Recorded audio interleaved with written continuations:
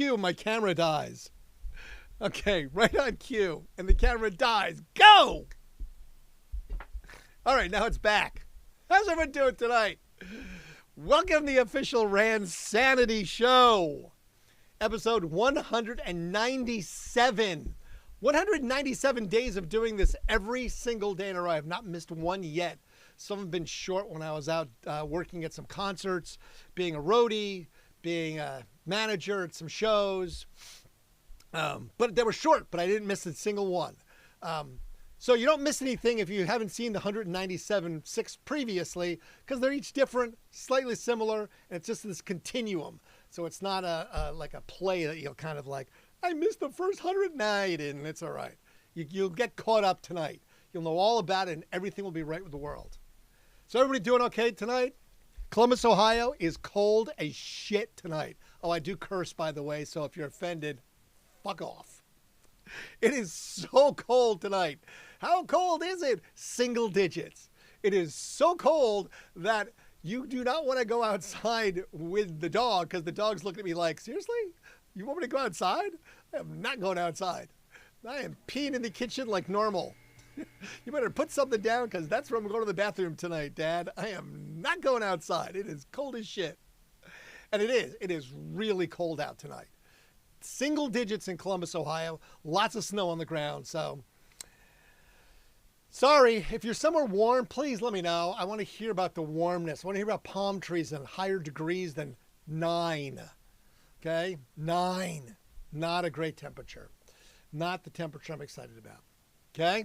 So if you're somewhere nice and warm, please let me know. I'd love to know that it's nice and warm somewhere as opposed to where I'm sitting at right now in Columbus. All right? Shoo. All right. We're going to jump into it. We'll talk about some stuff. Back to the 60s. What? The 60s. And all the way up to today. Music. Some TV stuff, maybe a little entertainment. We did find out, I did ask some people the question of when or who is the top touring artist of the millennium from the year 2000 till today, 2025. Who is the top 5 touring bands? Okay. The guesses were all guessed. The top one is, in fact, Coldplay. Coldplay sold about 25 million tickets in the past 25 years. Right behind them was U2 with about 20 million tickets. Right behind was Ed Sheeran with like 19,600,000. Right behind Ed was Dave Matthews Band with 19,500,000. And right behind that, Taylor Swift with like 18,900,000 tickets sold. So those are your top 5 touring bands of the past 25 years in ticket sales. Ticket sales. That's what sort of this, not in earnings, because Taylor Swift would have beat all of them in that. She would be way top of the chart for that one. So that was the thing. On this day, on the 14th of December in 1962, Bill Wyman made his live debut with the Rolling Stones at the Ricky Tick Club at the Garter Hotel in Windsor, England. And actually the band was known, instead of the Rolling, it was the Rolling Stones. No G, just Rolling Stones on the cover of the Rolling Stone. So Bill Wyman, that's when he came onto the band. Who knew? Now, this sounds like something from the Blues Brothers, okay? In 1963, the Beatles played a show in the Southern Arena Fan Club in Wimbledon in London, okay? Now, apparently this club owner, because the Beatles were getting mobbed by fans, thought that it would be a smart idea to construct a platform for the Beatles surrounded by a steel cage. So people went throwing bottles at them, breaking down the glass. If you ever saw the Blues Brothers, they're the good old Blues Brothers band playing at Uncle Country Bob's beer bunker or something, and everyone's throwing glass bottles and stuff at the band on the stage. That's all I can envision is the Beatles on stage and fans like throwing themselves at this steel cage. Like, what the hell? I don't know. I just envision that just way too weird. That's just me. In 1967, when the Rolling Stones guitarist Brian Jones was rushed to the hospital in London after collapsing, basically they said he was suffering from strain and was also recovering having some teeth pulled. I guess that would do it. Didn't have anything to do with the amount of drugs he was probably taking. You know, I mean, teeth pulled out, I'd be like crunching on some Vicodins like it's candy. Yeah, sure. Pull my teeth out. Don't give me any painkillers for it. I don't think that's the case. Marvin Gaye went to #1 on this day with I Heard It Through the Grapevine. It started 5 weeks at #1 in the charts. It was Marvin's 15th solo hit. It was also his first UK #1. It was written by somebody else in 1966.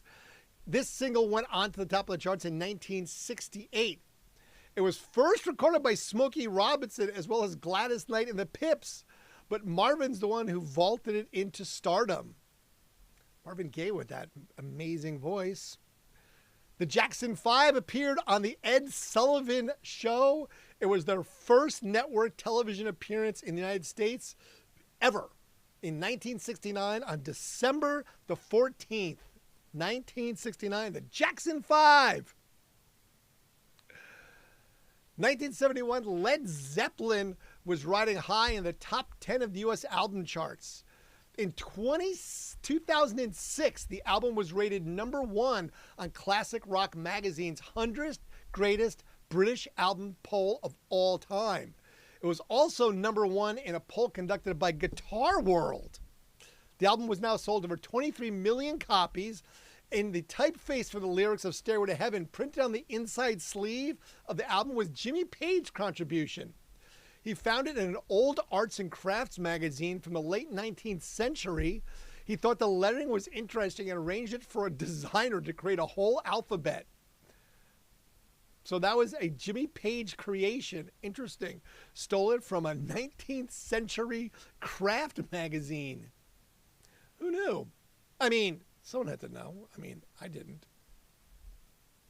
In 1973, Bruce Springsteen played a country club event in Connecticut for only 200 tickets being sold.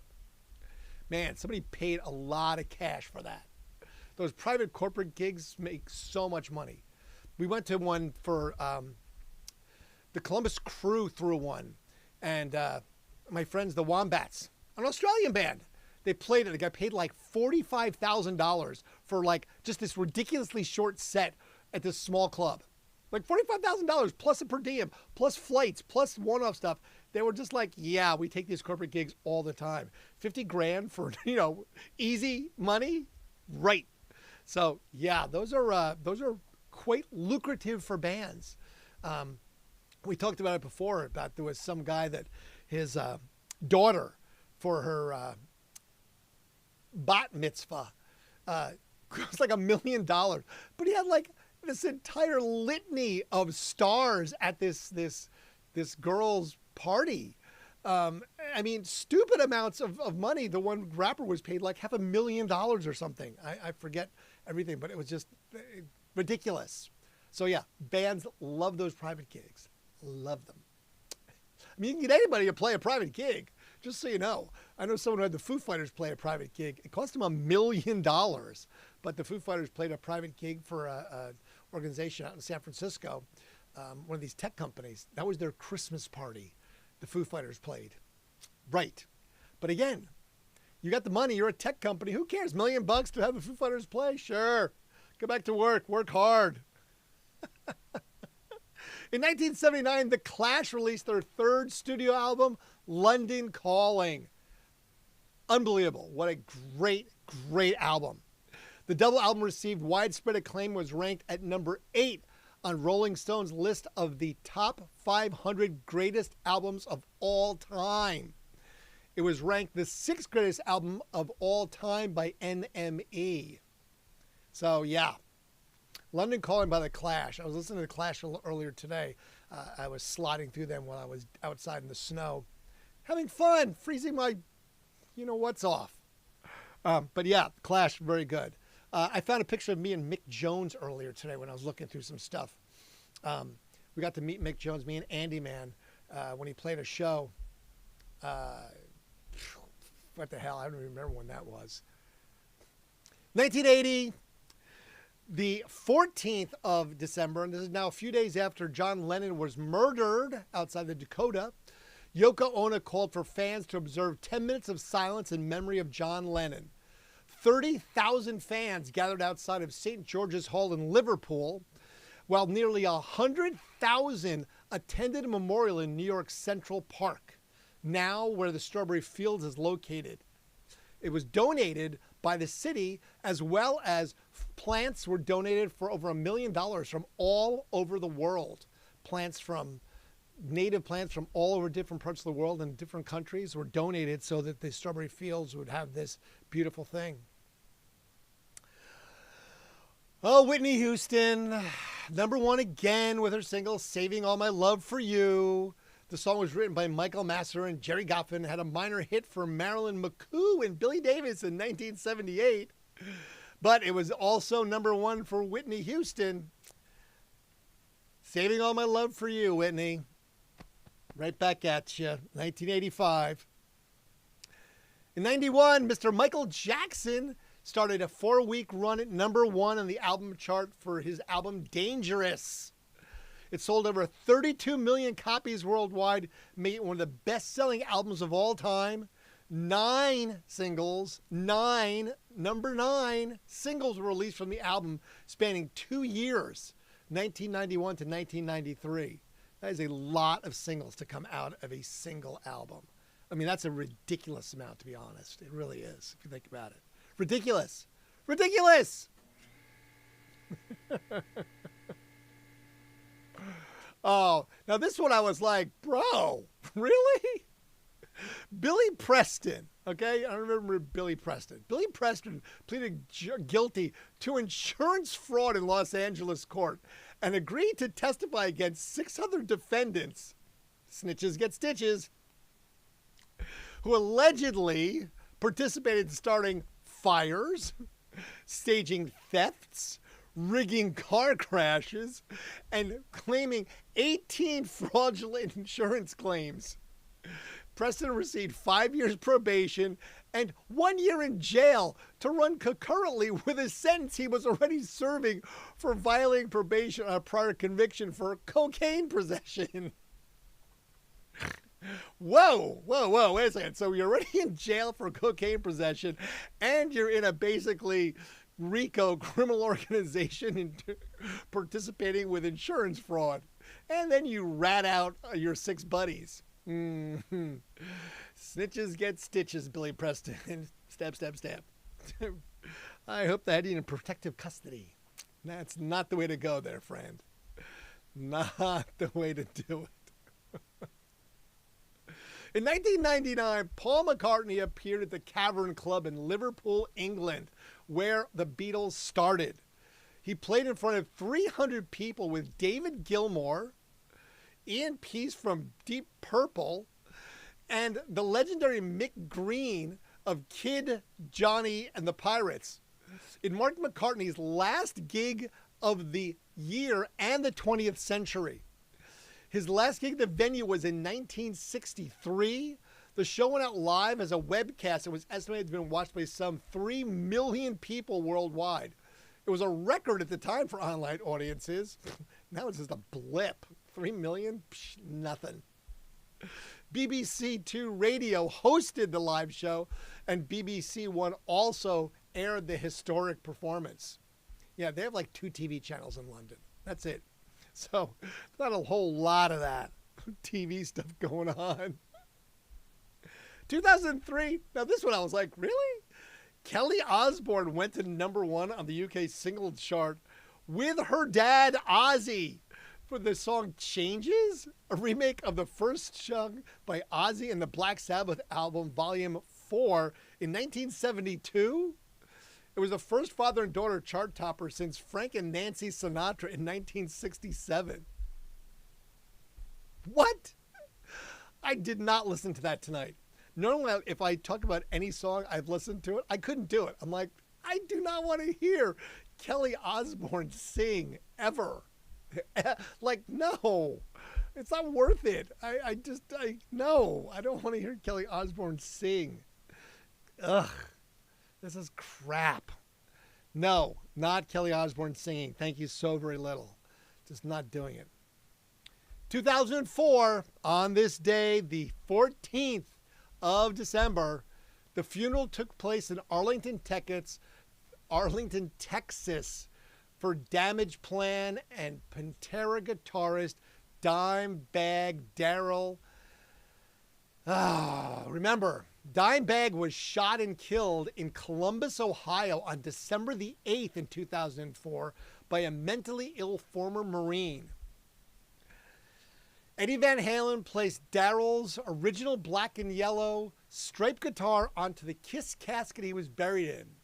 Several thousand fans and friends gathered at the Arlington Convention Center in Arlington to mourn the guitarist's death. He died in Columbus, Ohio at the Alrosa Villa, which was torn down in 2021. Damage Plan's drum tech John Brooks and tour manager Chris Ploska were both injured in the incident, as well as 4 other people that basically died when this fine gentleman stormed into the show after the first song and shot Dimebag in the back of the head. Crazy shit, man. Crazy, crazy shit. Just telling you. It's the way it goes. All right. Adele was number 1 on the both UK and the US charts with her third album, 25. The album was a massive commercial success for Adele, debuting at number 1 in more than 25 countries, and it broke first-week sales records in many countries, including the UK and the US. 25 eventually became the world's best-selling album of 2020 or 2015. 17.5 million copies sold within the year, and she sold 20 million as of June of 2016. One of the best-selling albums worldwide. That's a good amount of albums sold. 20 million albums. That's kind of nuts. In 2019, Rod Stewart became the oldest male solo artist to have a number 1 album in the UK, when the singer's 10th chart topper, You're in My Heart, went to the top of the charts. Sir Rod Stewart, who is 74 and 11 months old, took the accolade, which was previously held by American singer Paul Simon. And I think there was one more that went above that, but... And then back to our good old Taylor Swift. Taylor Swift returned to the top of the charts with the Tortured Poets Department, released in April of 2024, but it went back on December 17th or December 14th of 2024 as well.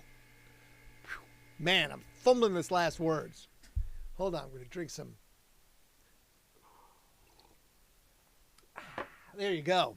Much better. The album spent a total of 17 weeks at the number 1 spot. It topped the Billboard 200 end-of-year chart for 2024, selling 3.5 million pure copies and amassing 6.9 million units to become the year's best-selling and most consumed album in the United States.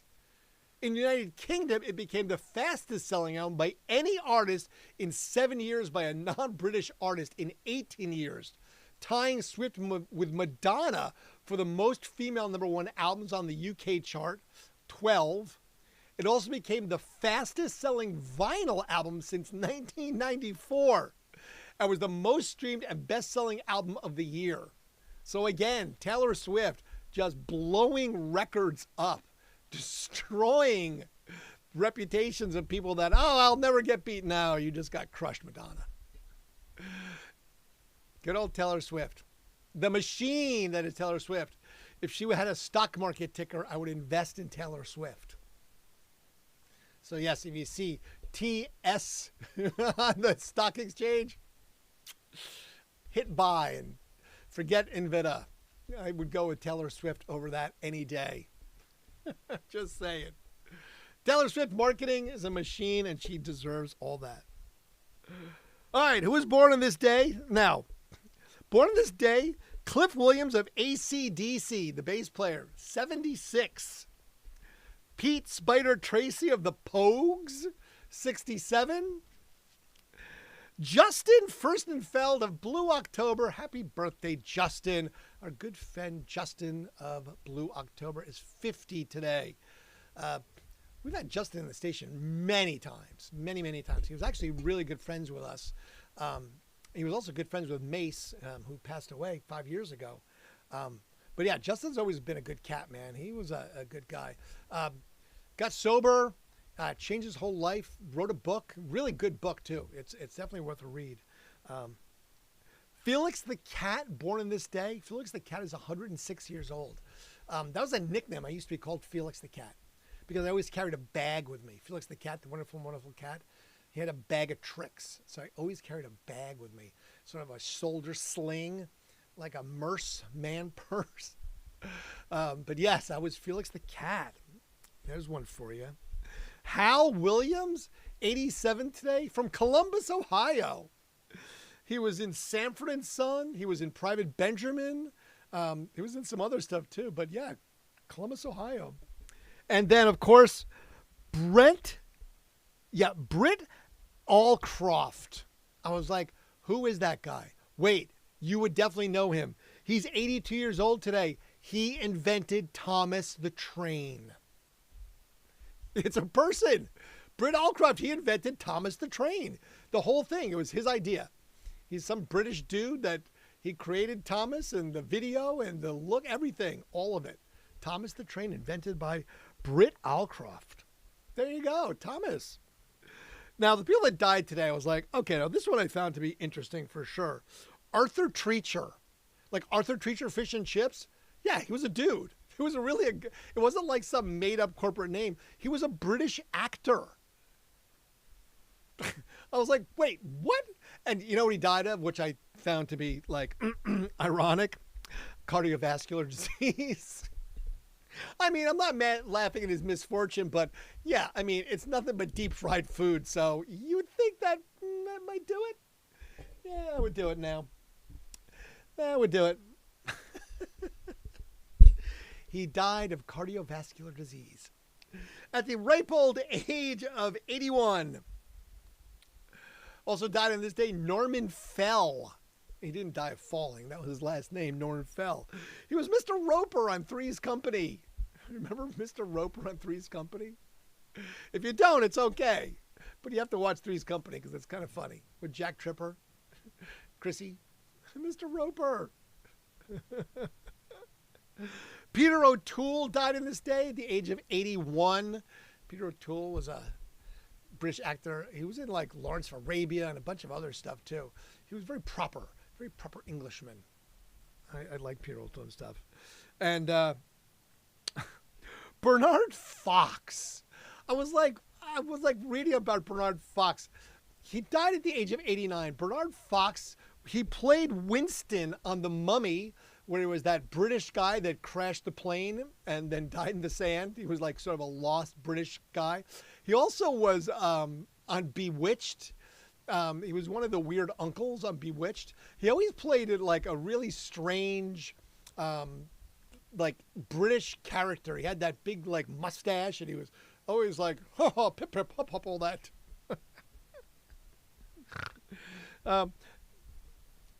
Entertainment stuff.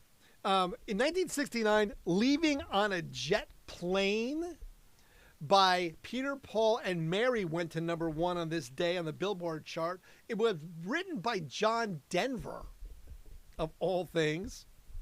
In 2015, 10 years ago to the day, Star Wars The Force Awakens was released. They premiered that at Hollywood, California at the Grauman's Chinese Theater. And this one I was like, wow. In 2019, the Bel Air house that was the set and the house that was in the Beverly Hillbillies TV show sold for $150 million, making it the most expensive property, singular home in all of California. where the Beverly Hillbillies shot that show. So there you go. There's your trivia stuff for the night. 197 days of this. December the 14th, 2025. So there you go. In my oppa suit. Feeling festive and very Christmassy. I have more of these. So I might wear some more of them because I have a lot of these crazy suits. Because they suit me. Get it? And see, look, it is a full suit. See, it's got pants and everything. There's a tie, but I'm not wearing a collared shirt tonight, so a tie would not work as well. Just saying. Just saying. Right. So I'm hoping that my my stream worked out okay, that it was still streaming fine. If it wasn't, I can't really do anything about it at this point. I'm going to see if I could. I want to try and co-host and get Jello to co-host, but I have no idea if it'll even allow me to do that. It's worth trying, though. That's all I can do. I can push the button. And if the button works, well, you know, that's what happens. And if it doesn't, well, you know, that's what happens. Just saying. Remember, smash that like button. If you haven't smashed the like button, just smash it. Injure your finger on it. That's what I'm saying. Oh, wait. Oh, my God. It's saying I might be able to co-host. This would be hilarious. Is it going to let me actually do this? Which would be funny. All right, my friends over at YouTube, I'm going to kick you off. Because I don't want to bore you with all my other stuff that I'm going to try and do on TikTok right now. So if you want to come over to TikTok, feel free to jump onto that. It's at the same thing. But I'm going to try something with co-hosting, and I wouldn't be talking to you. You wouldn't see it because it's on there, so it's not like it would translate to both. So I'll say goodnight to you on YouTube. Smooches. I'll look for you tomorrow night. We'll do this all again, but different, and maybe it'll save me some bandwidth. Sorry. Bye, guys. Fading you to black, or just kicking you off.